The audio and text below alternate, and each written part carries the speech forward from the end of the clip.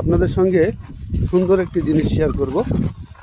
এই যে দেখেন, গরুর গাড়ির দৃশ্য মানেই এক টুকরো গ্রামীণ জীবন। সবুজ আখ ক্ষেতের পাশ দিয়ে ধীরে ধীরে এগিয়ে চলা কাঠের বাঁশের তৈরি গরুর গাড়ি, আনমনে শান্ত স্বভাবের দুটি গরু, গাড়ির ওপরে আখের ডগা, সব মিলিয়ে দৃশ্যটি সহজ কিন্তু গভীরভাবে মায়াময়।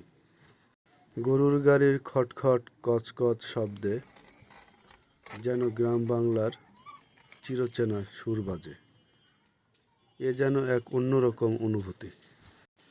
সব কিছু মিলিয়ে গরুর গাড়িটি যেন গ্রামীণ জীবনের ধৈর্য, পরিশ্রম আর সরলতার প্রতীক।